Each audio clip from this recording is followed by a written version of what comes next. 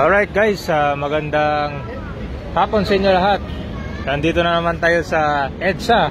Ito po yung tinatawag na Shaw Boulevard MRT Station. So ngayon, meron ng tayo nakita dito kabay na ito ay hagdan, no? Papunta doon sa MRT Shaw Boulevard Station. So far siguro ito yung pinakamataas na aakitin mo para makarating sa taas.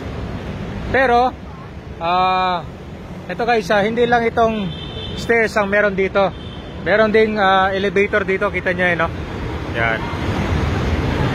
So itong elevator na to ay ibang way para makakait sa taas kung ayaw yung medyo matarik or mataas na akyatan, no? Kaya lang maghihintay sila dito dahil marami ding mga pasahero dyan ang sumasakay. So ngayon dito sa hagdan naman, kapag nagmamadali sila, pwede dito. Yan lang, abutin ka lang ng mga 30 to 50 seconds bago makarating dun sa itaas. Yan.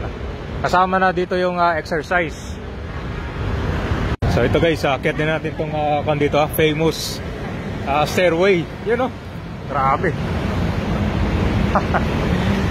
Ang taas pala nito oh. Talagang hihingaling ka dito. Huwag lang sana masira yung elevator, no? Kasi laking abala to. Lalo na sa mga senior, nako, hindi sila makaakyat dito. Kaya siya mataas kabay kasi dito merong underground, no? Underground dito, EDSA. Ito daanan ng train. Ito yung station. Kaya naman ang taas pala, no? Yun, taas.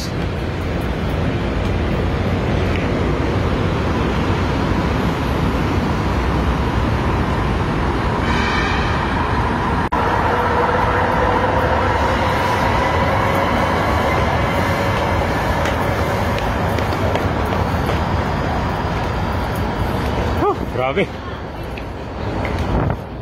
Pagsakay mo ng train dito, pagod ka na. So ito, lalakad ka ba sa kabila? Yan, no? Ito na yung station.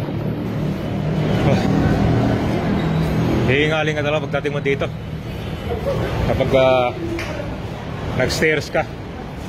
Ayan, ang taas oh. Ayan, puno yung elevator lagi.